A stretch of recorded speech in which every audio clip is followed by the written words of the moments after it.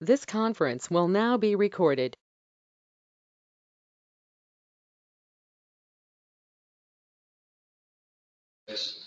Which means we can discuss some of the items. There's a couple action items for resolutions. We just won't be able to vote on those resolutions or vote to approve the minutes. But if someone shows up and we gain a quorum, so we do have a quorum. Yes. Okay, well, thank you for clarifying that. Well, then we can vote. Thank you. Yeah.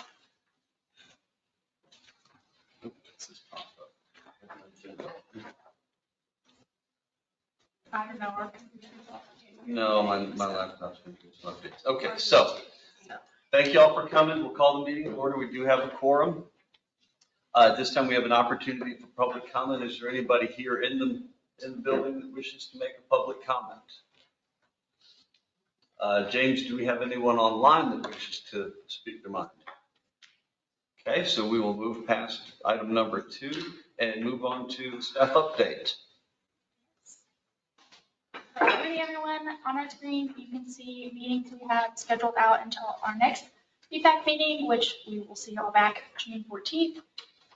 For our next meeting, all of those meetings are scheduled at 9:30 a.m. If you're interested in any of them to attend or view, please let staff know and we'll get you that information to see them. The only one that's not at 9:30 is the Freight Advisory Committee, which happens at 2:30 p.m. Other staff updates is TxDOT had their BPAC committee meeting on January 27th. Some of their highlights that they talked about were Connecting Texas 2050 plan and how they're interacting with pushing BPAC and how that is involved with city planning and all of that good stuff. The next thing that they really highlighted on was their district bike plan pilot program, which is they're going over 4 areas to kind of look at their structure and be able to recommend plans for bike and pedestrian infrastructure in those 4 areas. The areas are Bryan, Laredo, San Antonio, and Pharr. If y'all are interested in looking into those are pretty interesting to kind of see. The link of stuff is in your packet online, so if you're interested, you can go to that. The third thing that they really highlighted was their pedestrian safety action plan, which was really interesting to see. They went over the whole state of Texas and really highlighted system safety analysis, a target hotspot analysis, and they identified priority corridors and potential countermeasures. And they're still working on that, but that was really interesting to look at. And you said that's on their website? It is on the website. I have the direct links for all of their websites because TxDOT's website's a little hard to look at sometimes, like find things, I think sometimes. So I linked all of those in the packet in your email, and it'll take you directly to what they're talking about in that. The last 3 things up there are just things we've went over before, and we just want to keep reminding you of those options and interesting tools to look at. This is the air quality readings for the month of January. They are at Temple is 45 and Killeen is 46. So downward spikes are happening. We normally see a spike in February, I think, and then again in the summer, but we will see how this year goes. So there's a timeline of how they've looked this past year until last January. Moving on. Oh, and if y'all have any questions, please let us know. Okay. So our next item is an action item. We do have enough people to vote. So regarding approval of minutes from the December 14th, 2022 meeting, that's pages 10 to 12 in your packet. Any comments or corrections on the minutes? Any comments online? If there's no objection, I think we can approve the minutes by general consent. Hearing no objections, then I think that approves the minutes. The next item is number 5, discussion and action item regarding recommending approval of resolution 2023-04, National Distracted Driving Month, April of 2023. This is pages 14 and 15 in your packet. Yes, so April is recognized as National Distracted Driving. This is done by the National Highway Traffic Safety Administration in partnership with a lot of other transportation organizations and safety organizations. As you all know, that distracted driving has become a major issue, especially in America, due to the use of cell phones. So KTMPO is just encouraging cities in our area to encourage awareness and push the National Distracted Driving Month and make this aware to all of our citizens. The big issue that this causes for construction and safety in those zones especially, and just keeping our citizens safe. Any discussion on this resolution? I will make an observation. We were driving in a new car the other day. Those of us are old enough to remember when cars only had knobs and buttons. Are getting used to cars with screens. And, the resolution and the text, mentions texting on your phone, eating and drinking, adjusting the entertainment or navigation systems. There was a time when you could do that by feel, and maybe your attention was maybe split. But with the touch screens in a lot of the cars, you have to take your eyes off the road to look at that screen on the console. It's to me, a major hazard. So the awareness of saying, I'm not going to fiddle with the screen, as tempting as it may be, is a commitment that I think we all should make. And that's me getting on my soapbox about distracted driving. And maybe that's why they make cars now with lane assist.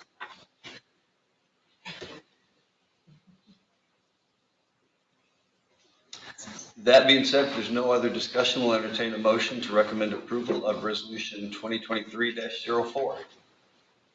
I'll make a motion to approve the resolution as written. Motion from Kara. I'll second. Jeff? Yeah. We have a motion and a second. All in favor say aye. Aye. Any opposed? The motion passes. Next, we are moving on to discussion and action item regarding recommending approval of resolution 2023-05 for National Bike Month in May of 2023. Yes, it's something that pertains to us. May is National Bike Month. There's lots of dates that are happening throughout the month of May for awareness of biking and encouraging that activity. This is put on by the League of American Bicyclists and in correlation with the Center for Safe Routes to School, also partners with this to encourage biking to school. The dates are on the screen as Ride a Bike Day, just in general, is May 7th. Bike to School Day for K through 12 is May 3rd. Bike to Work for all of us is May 15th through the 19th. Or Bike to Work week is May 15th through the 19th, and Bike to Work Day is the Friday, May 19th of that week. Just to encourage outdoor recreation and bicycling and encourage the importance of bicycle safety on the roads and the need for that infrastructure. We are encouraging y'all to hold your own bike events, and if y'all are, we would love to know about them so we can help promote those, encourage those, and help where we can, and link up with other organizations that we know of to be able to come and attend your events or help out in different ways. So please also let us know of any things happening so we can help promote those and be encouraging for those. So the Ride of Silence, I don't think it was mentioned in the resolution. That's like a regional event that we have every year. It's May 17th at 6 p.m. What's it called? Ride of Silence. And then James has got the data for the number of deaths and injuries related to it. He asked him for it for the press releases, so you could add that in the resolution. Okay, that's May 17th, the Ride of Silence? Yes. Starting at Nolan City Hall at 6 p.m. Is that to honor those that have passed away while cycling? Mm-hmm. You've been doing that about 4 years now, or is this the fifth? I don't remember. I think you were at the first one. I was. If I go back in my archives, I can figure out from the date on the photos. 2017. Thank you, Kara. I would like to also add, if anyone's interested in hosting a bike rodeo, and I would like to see that happen maybe before all of these events, so everyone's bike can be up to par and ready to go. Maybe a bike clinic on how to change your flat, make sure your brakes work, something like that. Is anyone interested in? Well, we're doing one, we did a Women on Wheels, not a Women on Wheels, we did a women's bike clinic last week, I think it was, and then we'll do another clinic in the first part of the end of April, probably the last week in April. I don't know what, I haven't looked at the calendar in forever, but it will be probably May 2nd or 4th. We'll be doing another bike clinic at the shop, and then we talked about doing a bike rodeo. We did one last year. It was a success, but we kind of held it during the same time that Temple had their downtown thing, so it's just a matter of working dates out. Well, if you can get those over to us, we would love to help promote those on our webpage too, and just get those out. Success. Yeah, I'll get you all information. We are, along with Peaceful Kingdom, hosting a bike camp for kids with special needs, but that's in July. I think we can at least We can promote it, which I guess would actually work out better because then we're promoting in May Yes. for a program that's happening in July. And is that the city of Parker Heights? The City of Parker Heights and Peaceful Kingdom bringing in a national organization called I Can Shine. All one word. Somehow.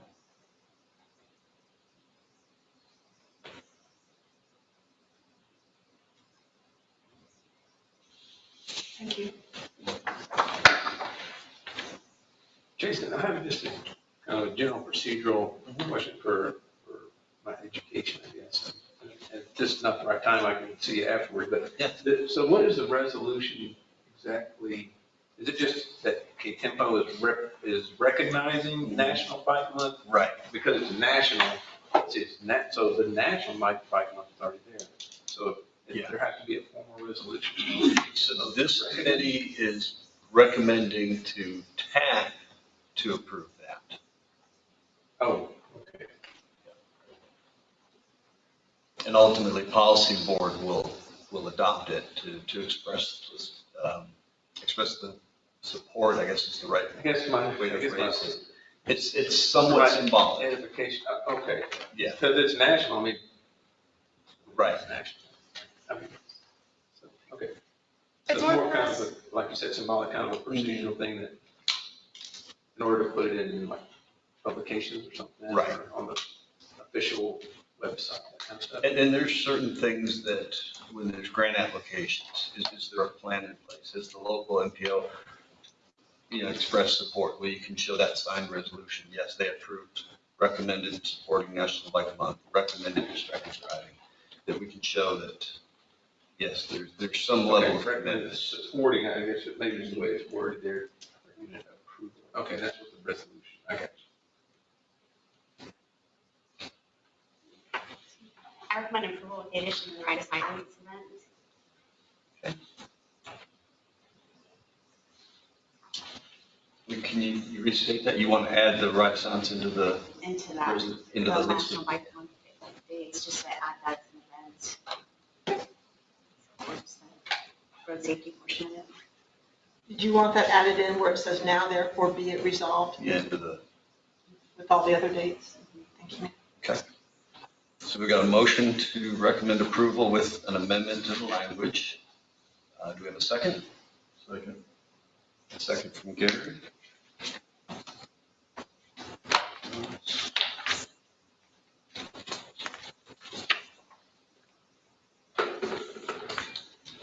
All in favor of the motion? Say aye. Any opposed? None opposed, the motion passes. All right, we are on to the next item, which is a discussion item and a presentation regarding the Americans with Disabilities Act and the built environment. Yes. Ms. Tara Klein is here with us today. She's a professional landscape architect and a principal with 4-in-1 landscape architecture. There she works daily on parks and recreation spaces throughout Texas. If you ask her what her favorite part of the job is, she'll say educating people on what landscape architecture is, encompasses, and how the design can have a lasting effect on the world we live in. Her presentation features the James Driver Inclusive Park and the power of implementing above and beyond the typical ADA. Thank you, everybody. I appreciate y'all letting me come in and speak to the group, and we're very excited about this project. It was really the first, can y'all see my screen before I get talking? But it was the first of its kind for Harris County, and we got brought on board with the vision of creating an inclusive park. And the term inclusive gets thrown around a lot based upon ADA. But as I say, we're all aging, we all get older. Inclusive to me is also how a park functions, how a space functions for both someone that's 5 to someone that's 85. Someone that's in a wheelchair to someone that maybe is a little bit visually impaired. And there's a long range of what, disabilities truly are. And at the end of the day, we looked at this park from every angle to figure out how we can make everyone feel welcome.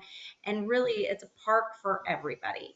So with that, I'm just going to take a walk through the park with you guys. This was the main entry point. And the nice thing that we did at all entries is you'll notice there's no curb. There's no Sarah?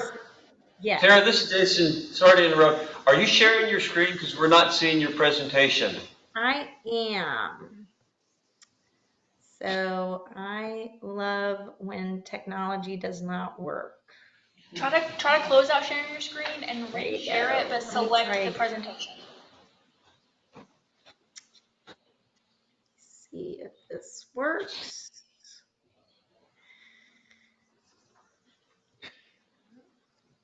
Can you see? There it is. There you go. Okay.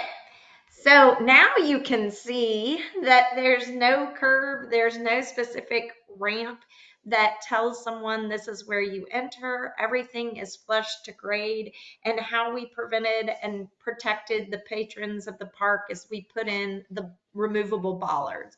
The removable bollards are also good to note because this on the main promenade is also where food trucks can drive in and provide some type of amenity on a weekend basis. Police officers could really take down the bollards and drive through that space as well. So it allows both the flexibility of vehicular use as well as pedestrian and cycling use. You can see here as you walk in those bollards, as well as creating a sensory garden. We did a butterfly garden. Originally, the park had a community garden that was not being well kept. So we felt like if we were to come in and put some more naturalized plant material, things that were more butterfly educational, it provided an opportunity for the after school program that was already going on here in this area. And it's important to note too that the after school program that was there was free. This was a fairly low socioeconomic area of East Aldine. And so also the Houston Food Bank would come in and provide warm meals to those kids in the morning and in the afternoon, as well as to the seniors that participated in functions already at the existing community space. We provide opportunities for bike racks, and then, as mentioned, the community center was already housing the seniors, but their back was to this part of the park and there was no opening. So we created an opportunity to bring light in, natural light into their existing function space, as well as roll up doors that sit flush with the community center so people can access and go in and out easily without any disruptions, without any curb stops, so people can basically have outside inside. And we're finally in Houston can say we have nice days because it's March and we have very few in the state of Texas, but in these small little spring and fall. We had a big open area that porch and patio could extend out when they have function spaces. And then one of the important things to note is we had um, athletic equipment and different opportunities for basically people to come outside very close to the community center because there is such a senior population to do some fitness. And we worked with local fitness experts that do a lot of physical therapy and a lot of training for people that are in wheelchairs um, to put out opportunities that were more focused on things that have multi-use, multifunction, things that someone in both a wheelchair that's getting back in rehabilitation can use, as well as someone in the neighborhood that's just a general park user can also find fitness qualities to that as well. You'll notice that our signs, both sides of our signs are being utilized. This was a very bilingual demographics in the area. So we did our park signs in both English and Spanish, and then as well as using QR codes. I found in an unfortunate event that most everybody has a cell phone in their pocket. And so having a QR code there, we were able to provide the full list of rules without having to put them all in tiny little fine print on the signs. Because again, we have a lot of users that had sight visibility issues, and we wanted to make sure that those letters of those rules that we really, really want people to follow are bold and easy to read, especially open and closed. One of the things that we found is a great asset to parks that is not being heavily utilized is gaming equipment. Gaming equipment we have here shown, these are small little chess tables as well as can be checkers. We went out at the park the other day and we found that guys were using them as arm wrestling tables. Great.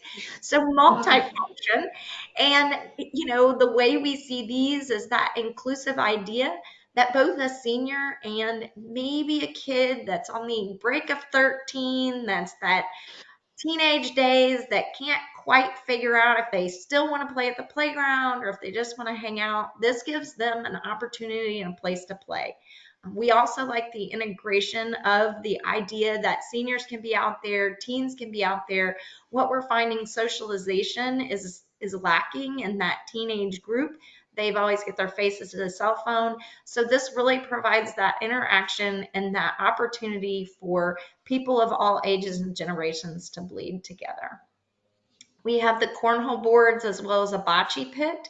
And then the nice thing is when the community center is open, they provide the resources for this. But we also see, for example, I was talking about the multi-use with the arm wrestling. We saw some kids out there that had some water bottles and they were using those as their cornhole bags. And then too, similar to basketball, a lot of users know, the locals know they're there, so they bring their own equipment and come out and play on the weekends. One of the studies showed that a lot of children aren't necessarily physically disabled, but have mental disabilities. ADHD is one in particular that kids, autism, things of that spectrum, they love going to the playground. They want to be social, but they also sometimes need to pull back from the massive groups. So we provided this area of basically swaying. It's a calming, it's just off the playground space, and children are able to come out, or adults, and just relax and calmly be serene and have these hammock spaces that they can relax, enjoy, look at the sun, look at the stars, look at the nighttime sky in the evenings, and really be able to separate themselves from the activity of the play spaces. The building itself was constructed with the idea that it is hot in the summers. So we did kind of a breezeway through the middle, and if you stand in the middle, that even on a hot day, you get kind of that blow breeze coming through. Having the fans in there also help. We also wanted to make sure that there was an opportunity for easy passageway. So you'll take note that there's no grand staircase. There's no ramp that sets you up high. Essentially, the entire space around the pavilion is slightly mildly sloped outward, so then that way the rainfall can spill out and not in towards the pavilion. And then take note to the tables and chairs. We did a lot of portable furniture, which scared the county. They thought that the portable furniture would walk away. This manufacturer, it's a little bit heavier. It's a much sturdier piece of furniture. So we were able to leave gaps in the tables. So it provides that accessibility for a wheelchair to roll up. It also allows users to take the portable furniture, move it into these spaces. You can pack probably about 12 people at these tables, and we see these tables and chairs being moved around all day long, and a lot of these tables host parties and events. People come out here early in the morning to get set up to claim their space. You can see somebody's already claimed it with Chick-fil-A, of course. So in typical public fashion, they required us to use the stainless steel fixtures, as you can see here, but they went above and beyond by implementing the adult size changing table. And the adult size changing table was requested of us by most of the medical personnel that we talked to, and most of who said, you know, disabilities and even a mindset of a playground, there's no age limitation on that person. So being able to provide this space with that adult size changing table, we've got a lot of positive feedback on that, because a lot of these kids have missed their childhood, or their mental capacity is still that of a child. And so therefore, the parent isn't afraid to bring them out here because they know they have a place to take them to get them changed. The other thing that we did is a lot of these children that are special needs have to take medication, and the heat is really, really hot, and they can't stay out in the sun very long, and they can get overheated very easily. So we actually put air conditioning into the restroom spaces, so they had that opportunity to get into a cool space. Another thing you'll note is these just circular gaps. Essentially, you'll see that the lights are not even on. There's only one light that's on, but those two tubes are actually solar tubes. And being able to provide that natural light into these bathroom spaces takes away a lot of that cold and medicinal and just kind of fearful space that sometimes these public restrooms can implement. And then, of course, the painting on the side of the walls. The original design had kind of a random pattern, and working with the medical professionals, they said that a lot of times kids get overwhelmed if they are autistic on a lot of color patterns. So leaving things very simple, very monotonous, it allows for that simplicity so they don't get overwhelmed. We, of course, because being in Texas, you got to have splash play if you want anybody to use your park in July, August, September. So we provided a splash play area. We provided an interactive sign too. It is bilingual, but you can see that everything is flush to grade. We also provided a painted pattern on the surface. So then that way children that have sight visibility issues, or even grown-ups, to give kind of a warning, hey, you're about to go into a wet zone if they don't want to get wet. We took all of that water collection off the roof as well as off the splash pad. The state of Texas is pretty loose with their concept of how water is collected off of splash pads. So we basically bring it down through a filtering pump system and pump it back into this 55,000 gallon cistern. And we are able to use that water that comes off the splash pad as well as the roof water for irrigating the landscape material in the basically the entire park, which includes a soccer field and a baseball field. And the fantastic thing about that is it allows us, from a water conservation perspective, to run potable water through the splash pad itself. One of the biggest concerns that we had is if you guys have kids or even grandkids, bring them to a splash pad, the first thing they do is they open their mouth and they drink the water.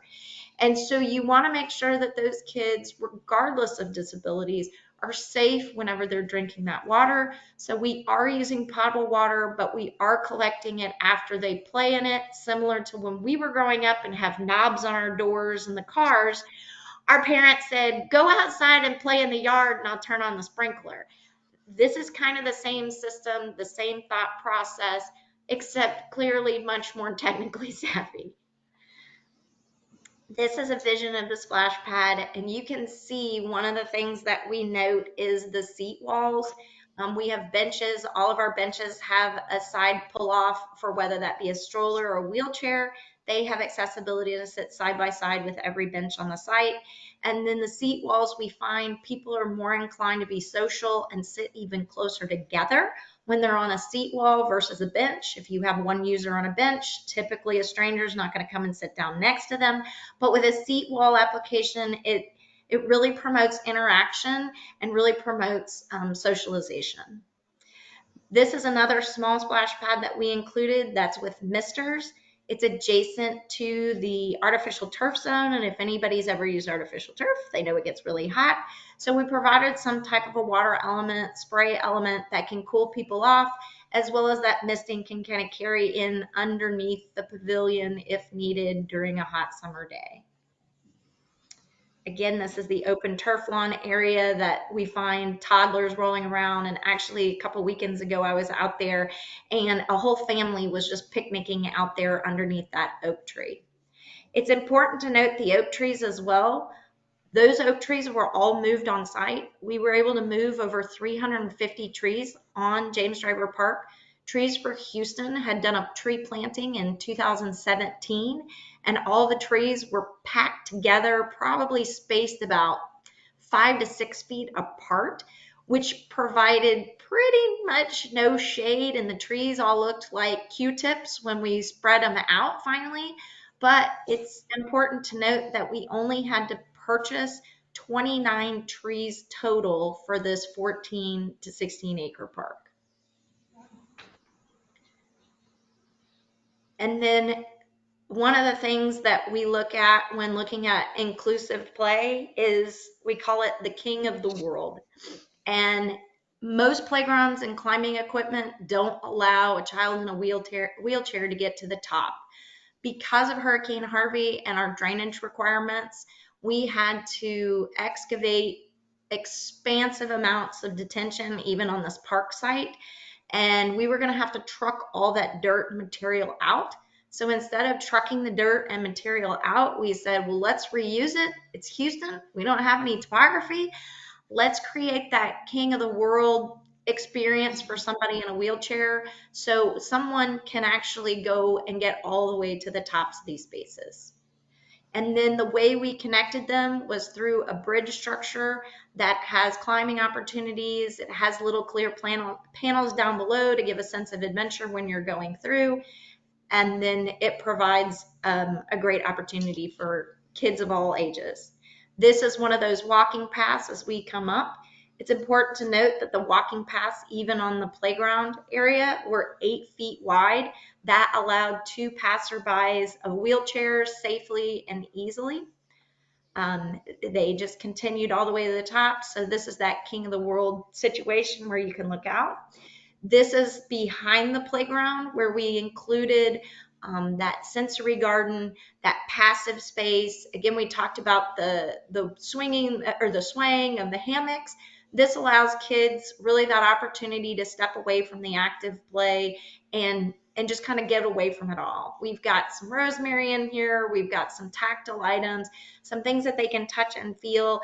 And this piece you can see is a little rainmaker, so it makes that rain sound. There's some rolling bells and some simple, you can see it's just kind of a maze that somebody can just take their finger through it.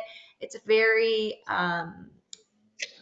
meditative and calming spaces. This is the top of the high berm, and you can see we used integrated pieces of playground into the surface, so someone in a wheelchair can actually roll onto this spinner and experience that spinning sensation at the absolute top space of this playground.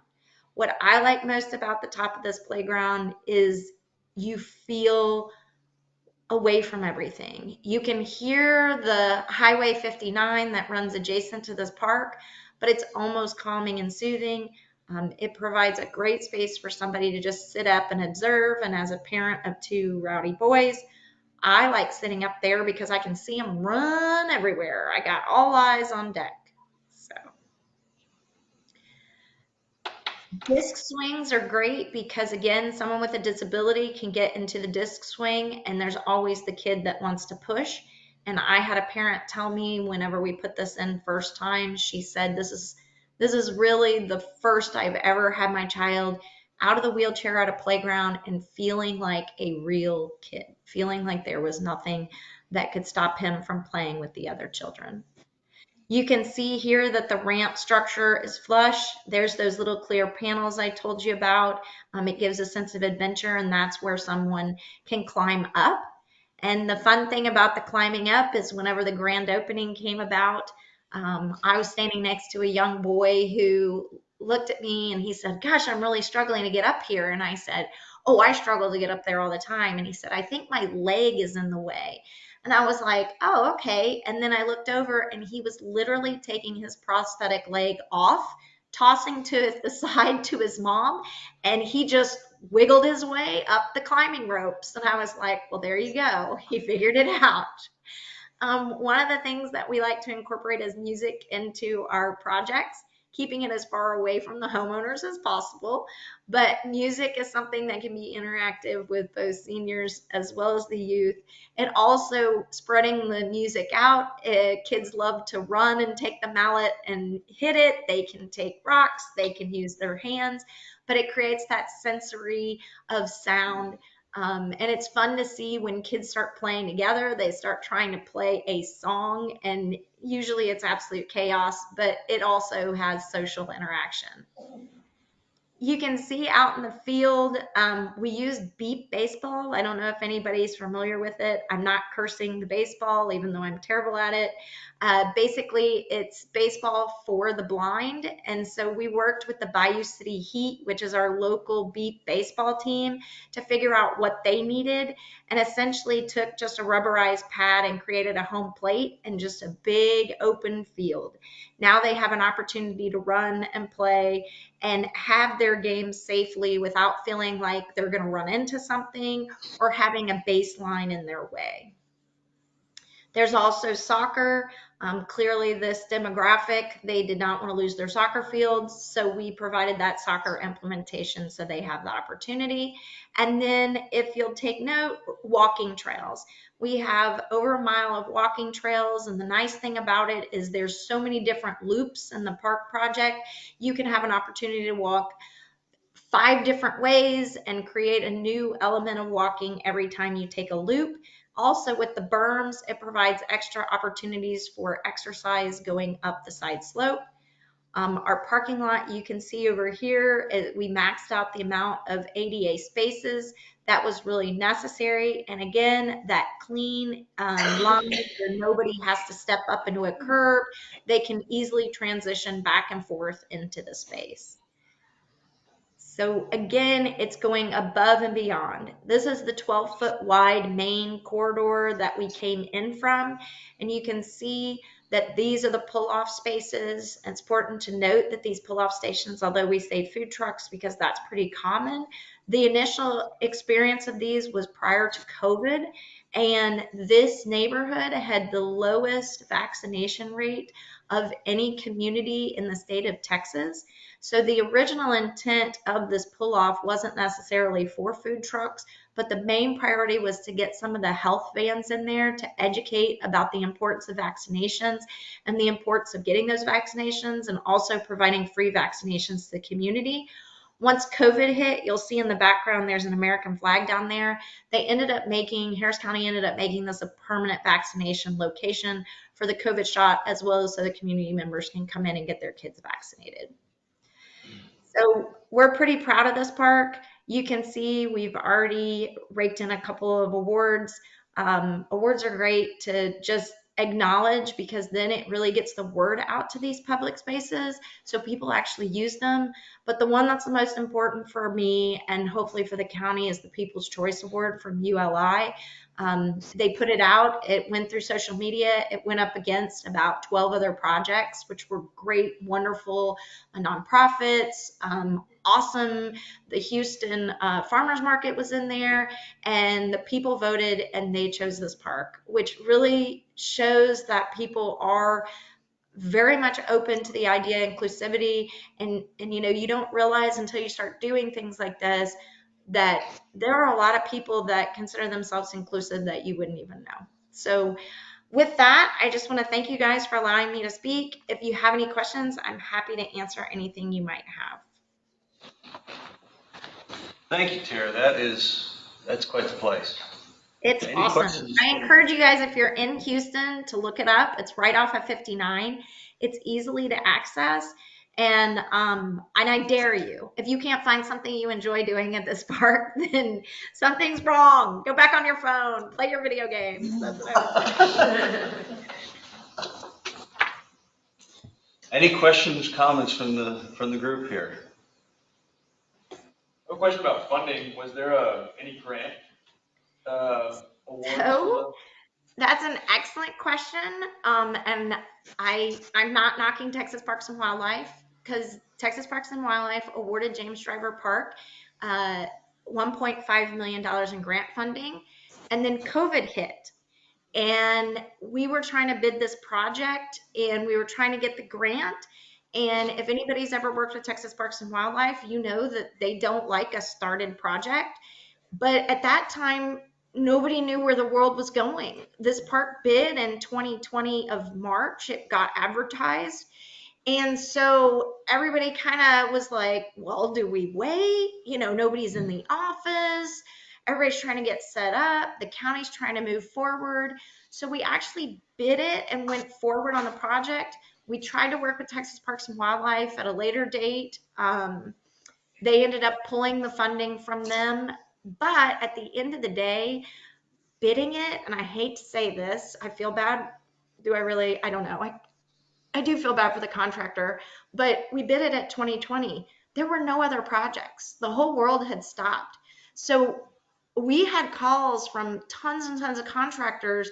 Oh my gosh, what can I do to sharpen my pencil? We want this job. It should have probably bid at 7 million. It ended up bidding at 6 million. And the contractor, we know they did. They walked away, and I don't think that they met net zero. I think they had a loss on this project, but they are very proud of this project, and they do promote it often. It's a warm feeling of a project.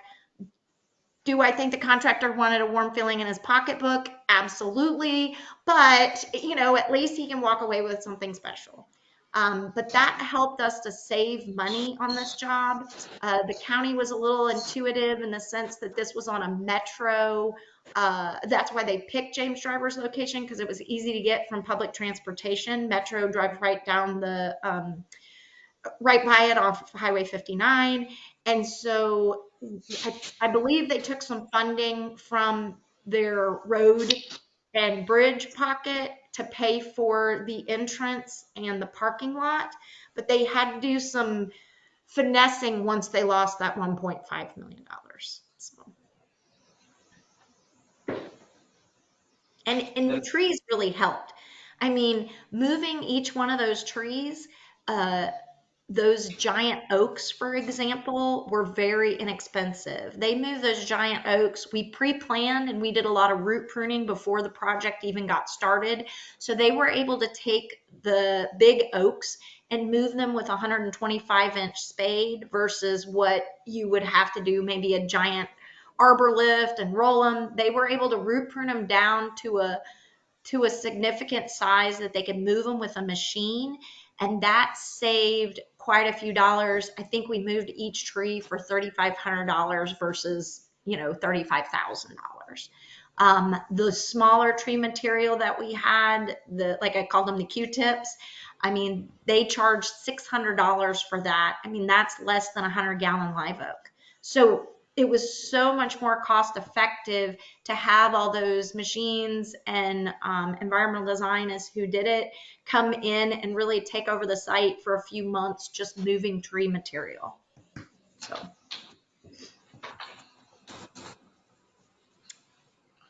I've got a question kind of built from Jeff. So now that it's built, what was, in terms of ongoing maintenance, for the life cycle of some of these, bridges or the splash pad, was thought given to that, or was money budgeted based on it's a 5-year life cycle, 10-year? Yeah, the bridge structure that you see here is made of wood, and everybody's like, oh my gosh. Well, we went back and forth with some of the vendors and manufacturers. This actually had a 20-year warranty on it. And the nice thing is you can see on the ground plane here, there's probably a better photo of it. But that there on that structure, it's just 2x4s. So as 2x4s go, there's the opportunity for them to just come in and replace those 2x4s. Oh, I got carried away. So it's a very simple, easy way to fix the bridge structure itself where we feel like that foot traffic is going to get the most issue. And then the painted surface around, again, it protects the structure itself. Most all the equipment, the other pieces of equipment is landscape structures, which they have a 20+ year warranty, and working with them to make sure that long-term pieces and parts are still in place. The benches that we use were Dumore, and they use the recycled plastic materials, so we can replace slats as necessary if things go wrong. And then as far as the splash pad, we're using a pump system.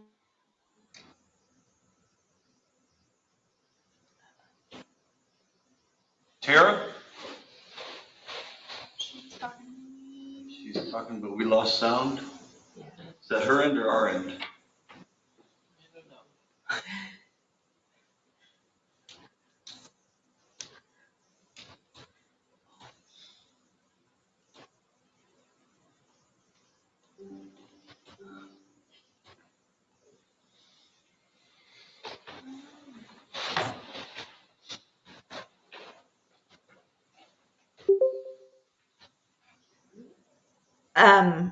What was out there, as well Tara? as, yeah, Eric, can you hear us? yes. Okay, we lost audio on our end for about a minute there. Okay. Well, You were, I think when we lost, you were just starting to talk about the pumps on the splash pad. okay. So, I lost my slideshow as well whenever it went out.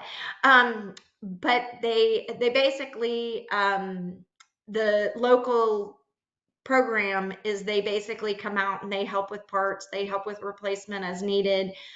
It's written in our maintenance manual and our book. There's all the contact information of everybody who did anything. We provided, it's a huge book. It's probably 100 pages.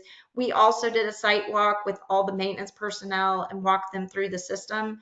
One of the biggest things, you'd be surprised, is not even the splash pad, but this is the first time Harris County has ever used a project with irrigation, non-spray irrigation, and using drip. They felt it to be a new technology and they didn't feel comfortable with it. So that's actually been the biggest learning curve, not the splash pad, not the playground equipment, and not even the planting, but the drip irrigation, because they don't see it spraying, so they just assume it's not on.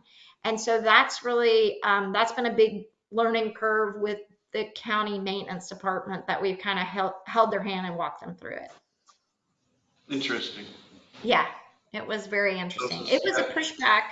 It was a big pushback at design too. They did not feel comfortable with it, but because it was inclusive play and we were using the recycled water, we didn't feel comfortable with recycled water being sprayed on some of these play equipments.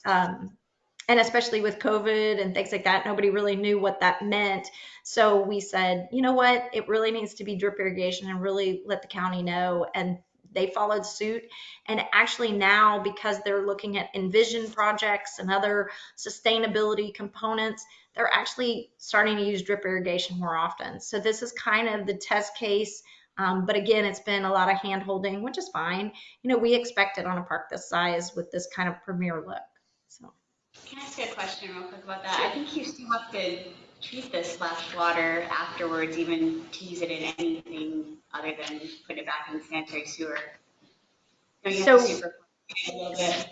So we have a filtration system. So when it comes off the splash pad, it goes through the filtration system and then hits the pump system. And that filtration system is set up on a valve that will basically clean that filter on a regular basis.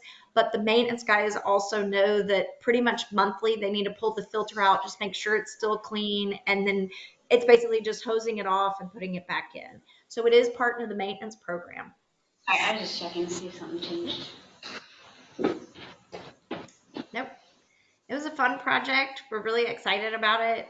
I'm very passionate about it. I'm a user of it. I get my kids and we drive out there all the time.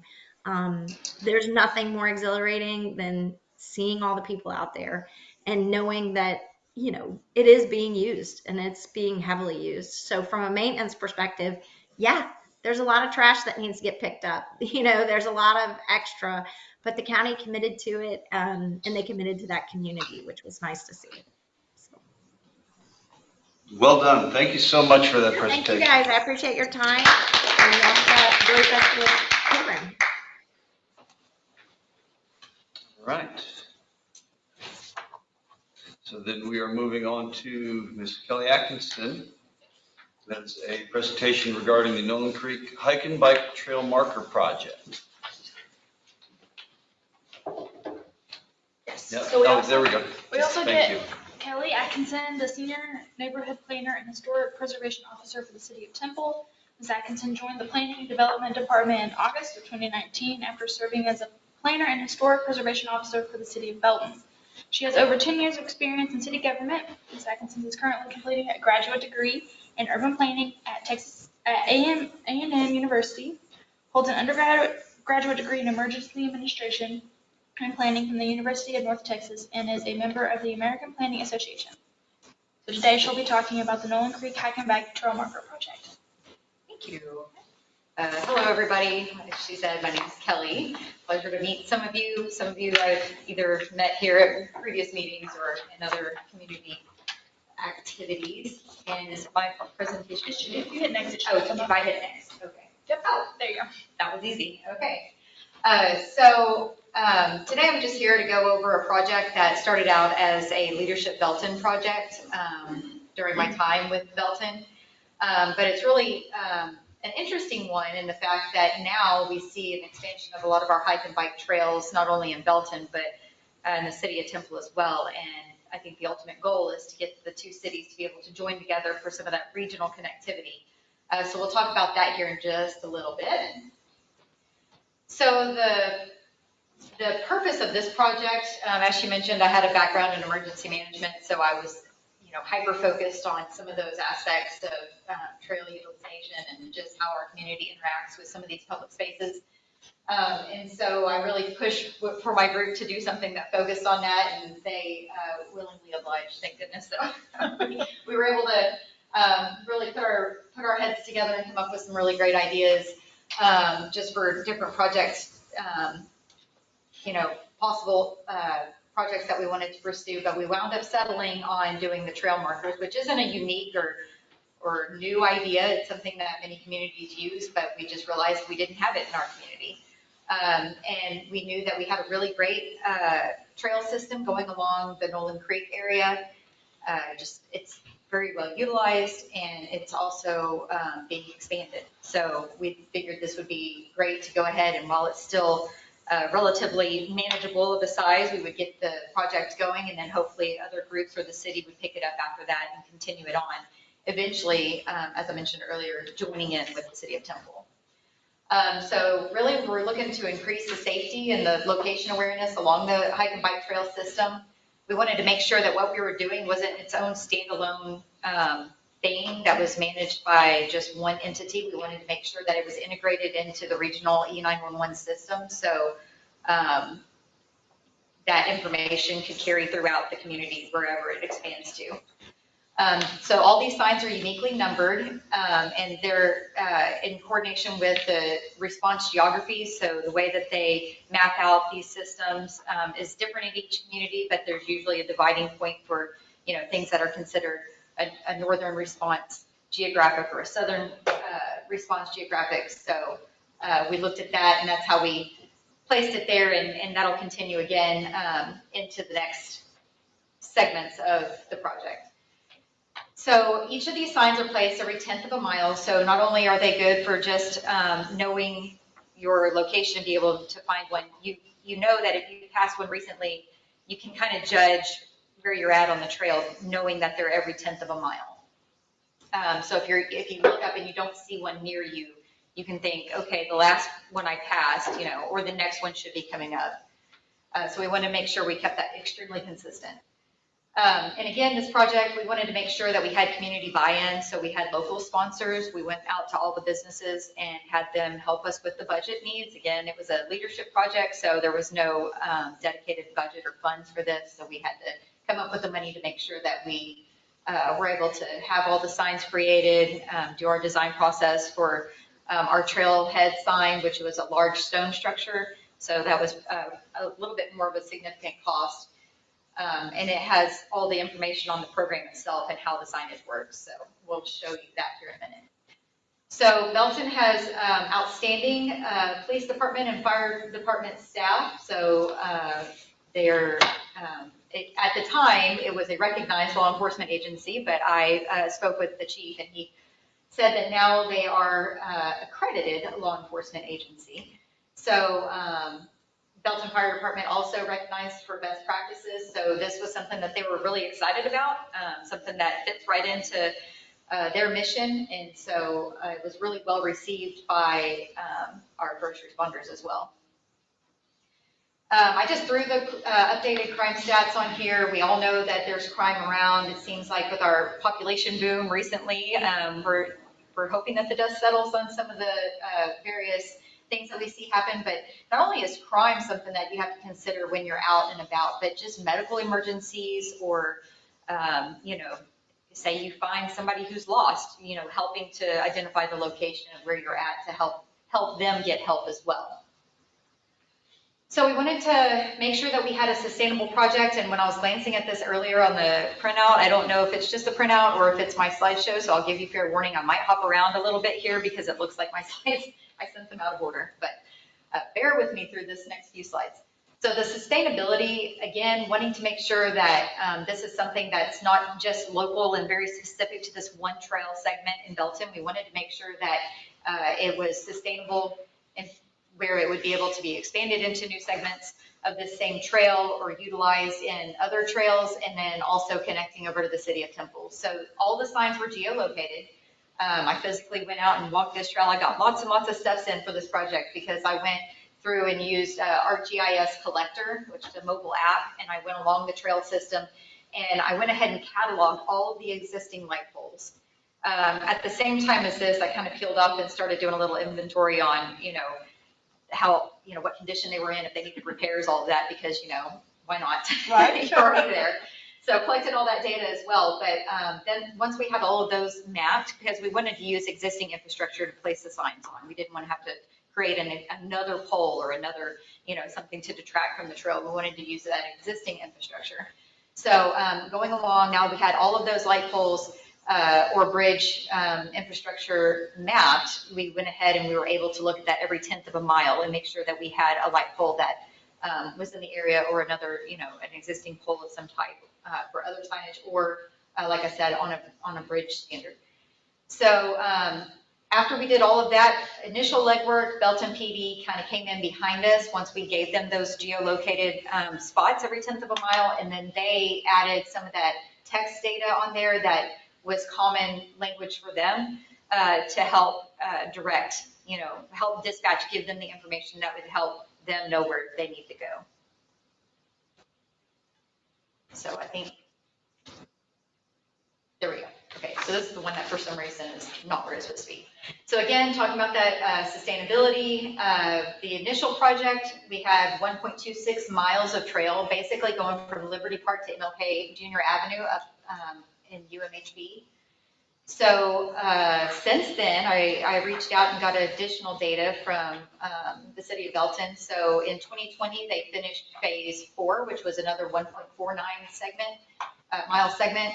And that was basically from where we left off at MLK. They extended up University Drive all the way to Crusader Way and then out to Loop 121 as well. So that's a pretty significant expansion. I mean, more than doubling the length of that trail segment.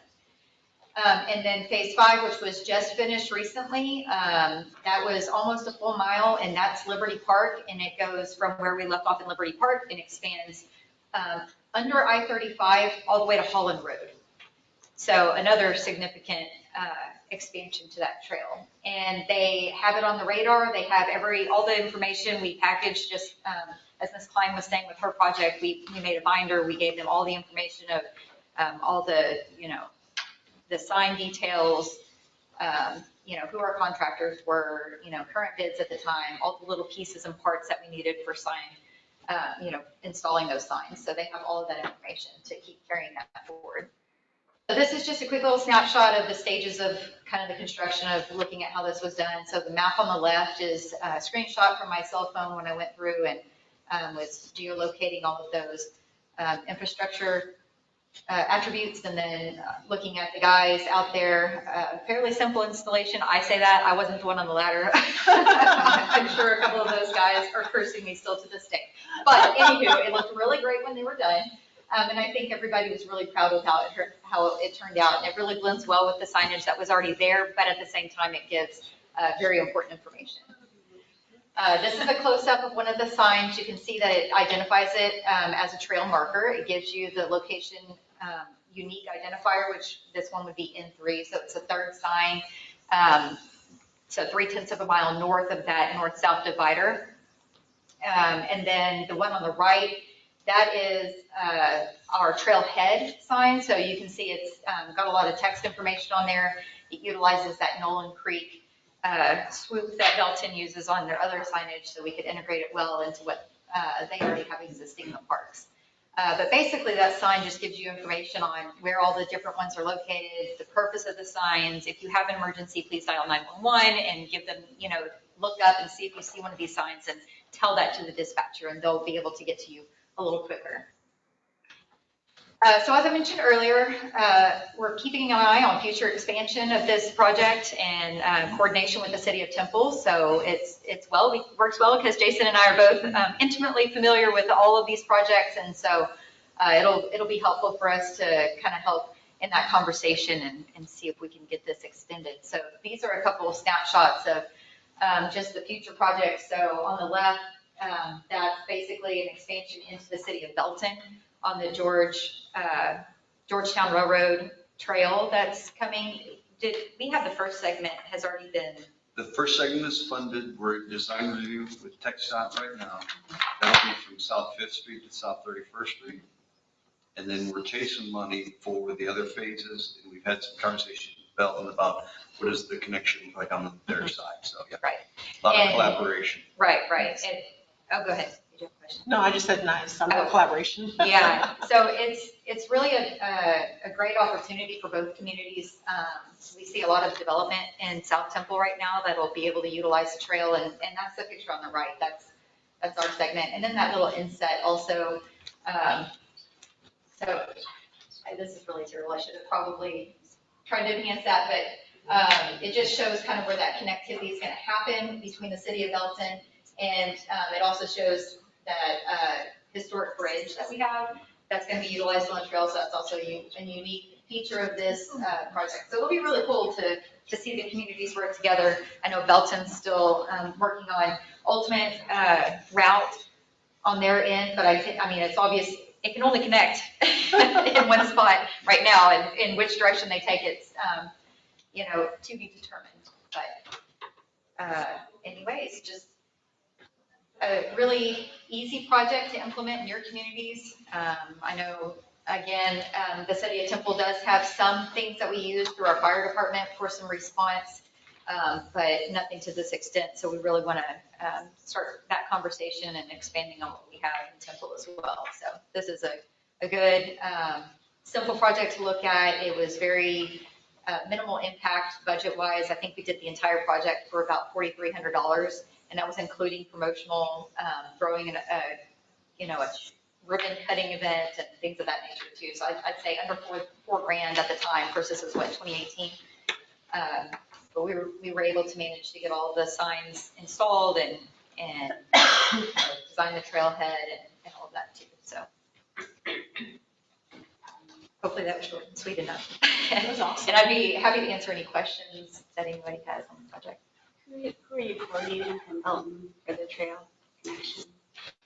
So it's really a multitude, and Jason's been in on a lot of those conversations. So city management, EDC is part of it because there's some properties along there that they either own or they're working with some of the industries in the area. This does go right through the industrial area on Belton side, which is Taylor's Valley Road, and it's a little unique. With that, and we've had just, where it's both city managers, the EDC director, and then staff on both sides to talk about what does it look like on the Belton side.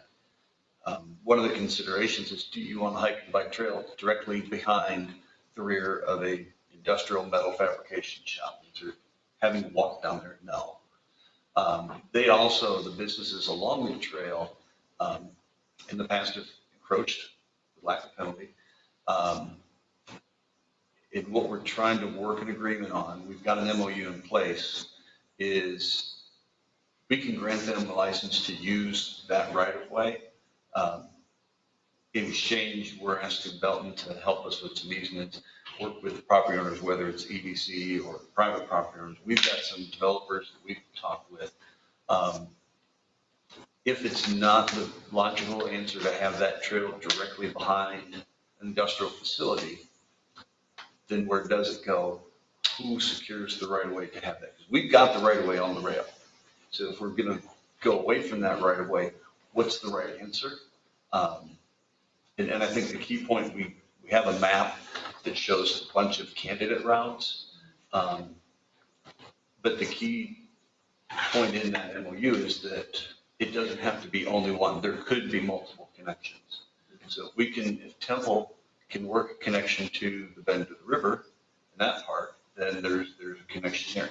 If Belton can work out something with EDC to tie into their trail system, somehow get over under across I-35, then you've got a regional system. And people have heard me say this a number of times. If you've got a regional trail system that allows you to go in between cities, now you've got something you can brag about. So we're trying to find what that answer looks like. We haven't come to it yet. We'll get there. Work in progress. Yes. Well, and it really builds on the trail presentation that you all brought, that Austin, the San Antonio group here a few months ago, is they highlighted that, okay, there was the existing trail sections, and then working with private or public entities to find the connections, that there may not be one route, there may be alternate routes to get there, that they didn't build it all at one time. So it's bites of the elephant. So I think we're definitely taking that approach. Any other questions? Well, thank y'all for having me today. And you can feel free to reach out to me if you think of something later. Great job on your passion project for leadership. When did this happen, actually? 2018, I believe. Yeah, 2018. I think it's just really beautiful how you did that as a leadership project, and now in your real world, you're really still connecting that passion. So that's really great. Yeah, and it's great because it gave us a foundation to, build from, Start talking. Yes. Yeah. We've talked with our mapping department, how do we do the same thing? And the nice thing is we've got a perfect example to start from.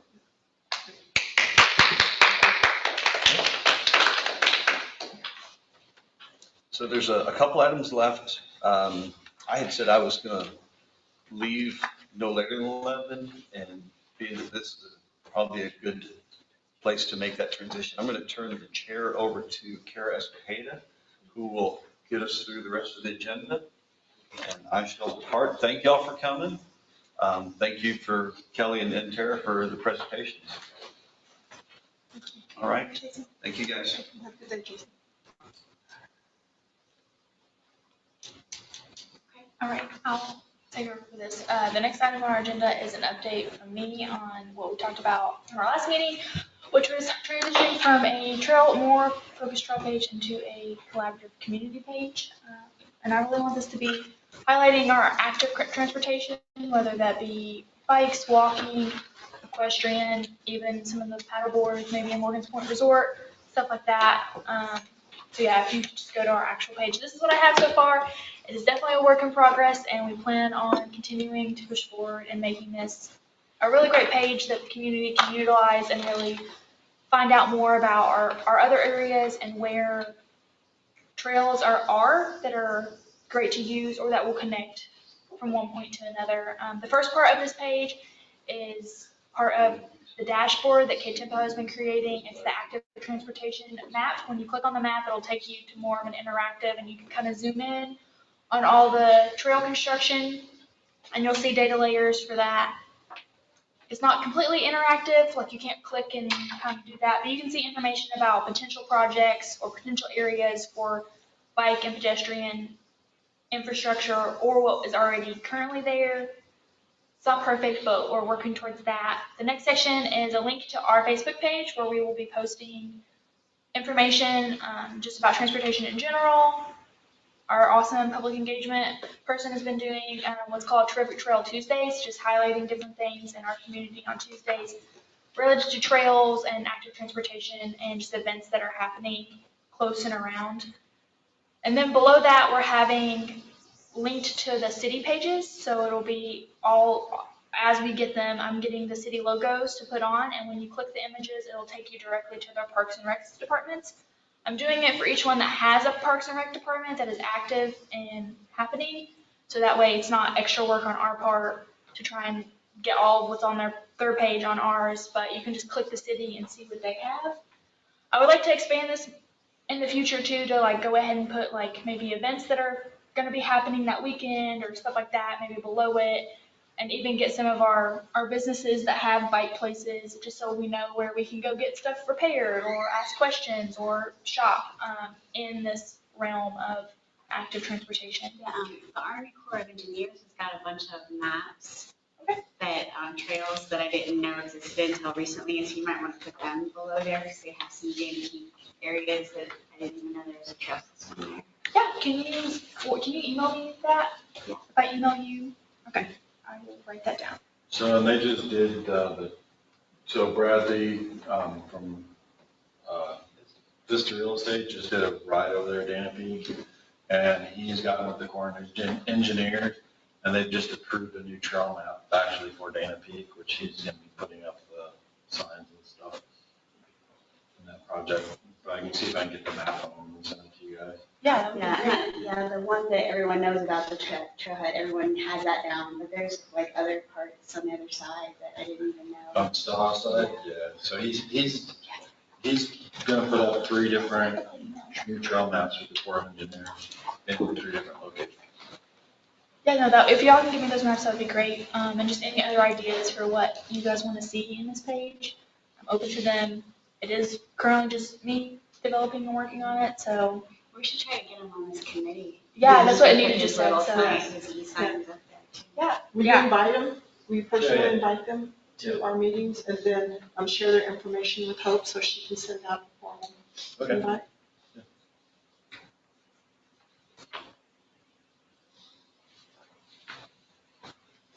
Any other questions, comments, thoughts? Is Ms. Kelly's project on that map that you have on our website? I'm not sure. That is the dashboard that KTMPO is working on. The Kimberly Horn kind of designed and put in all the projects for us. But I can go in and double check. I'm assuming it's on there because the Nolan Creek Hiking Bike Trail has been established for a little bit. I don't know if all the expansions are put on there that we just finished, but I think the main 1.26 miles is on there. And if they need, they can, if it's not on like the Parks and Recs page for Belton, it is on the GIS sidewalks map, and they can pull, I did see that those, I think they need to update it, but those segments are shown there. If they need to to get the lines. Okay, yeah, thank you.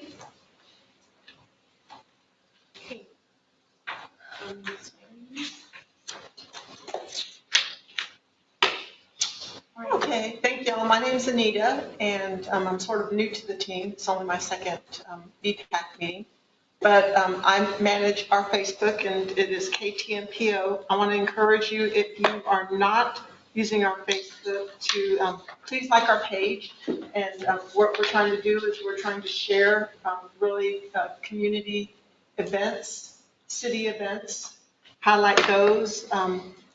We have a very specific schedule, and most recently on Wednesday, we've added equestrian events to our page for the weekend, specifically highlighting the Perry Haynes Equestrian Center events and looking forward. They're actually online, so we're looking forward to adding that to what we're doing on our social media.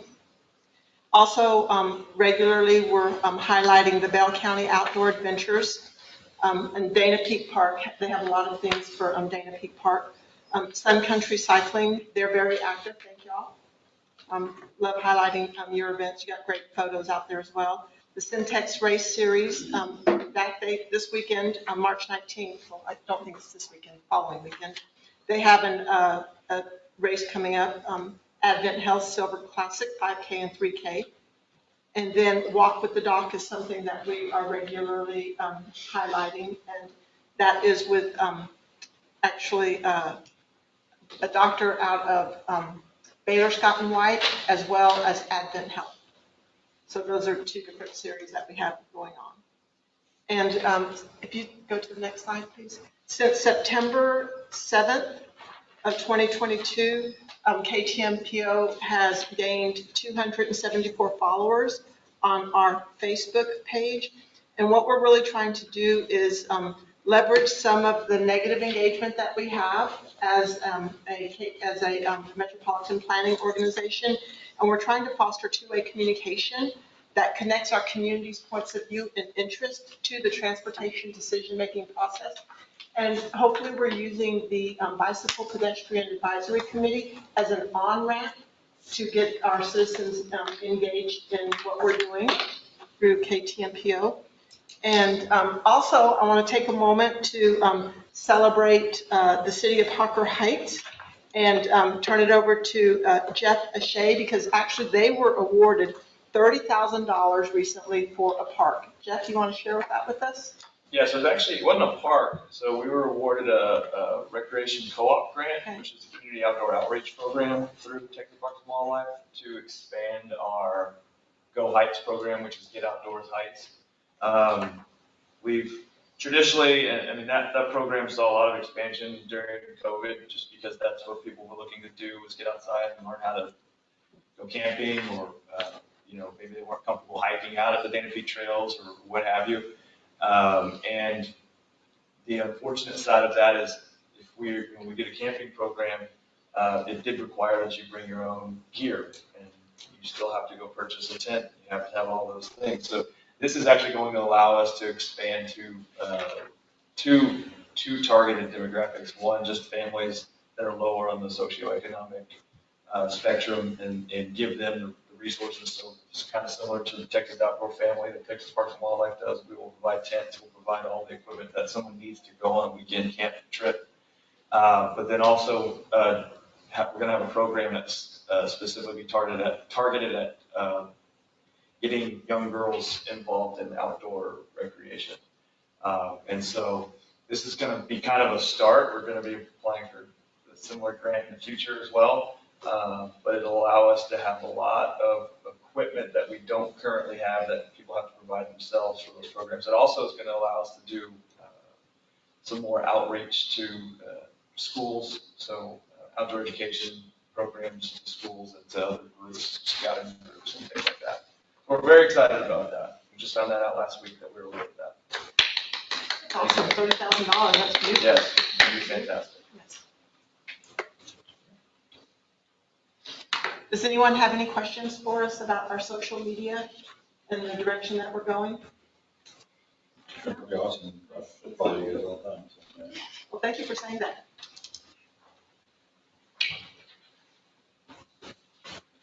As far as the next agenda item, the public comments received, it looks like there is quite a bit of activity on there, but I don't know if it's all related to EPAC. It's more that I think the thoroughfare plan. Yeah, most of our public comments we've gotten tons this last little bit, but none of it has been related to BPAC. I did put some comments that CAC and Policy Board have heard in the recent meetings. I didn't put them up on the screen just because there are quite a few that we haven't shared with y'all since the last meeting. But if y'all are interested in some of the comments we're getting, they're in your packet. Well, I have noticed a lot of activity on the KTMPO page related to the thoroughfare plan, and there is one item on there that's BPAC related, and that's putting a collector's street through the Perry Haynes, what do you call it, land trust. I can explain more about that if you have more questions, but I just think that the BPAC has a role in making sure that we don't put a busy collector street through a nature preserve type area that's protected. And there's really not a reason for it when Fort Hood is to the north. Like, you're not going to have Fort Hood make another road to connect to it. They're trying to maybe kind of go around. I don't know. It doesn't make sense where it is. And so I just wanted that noted. But and then maybe it should be an item for BPAC to address. I don't know when the county is going to do the bike ped part of their thoroughfare plan, but right now it's just car centric. So that's all it's gonna be. yeah, so that's a flaw, I think, why would you do the thoroughfare plan for just car traffic? Jim, can you answer more of the question? We can talk more after this if you want. Yeah, because it impacts your ability to move around on bicycle and foot, and metro, so. It probably needs to be more comprehensive than just cars. And that's totally understandable and fair. And that's actually one of the reasons that we have invited Perry Haynes to come to our meetings. Be more involved. Yes, and they're actually online right now with us. Thank you. That's all I have for public comments. Move on to-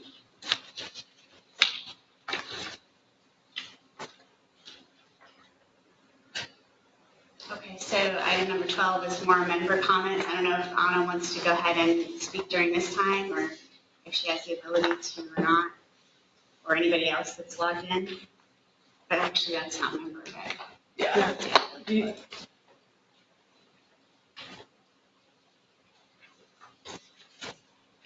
We can't hear you yet, Anna.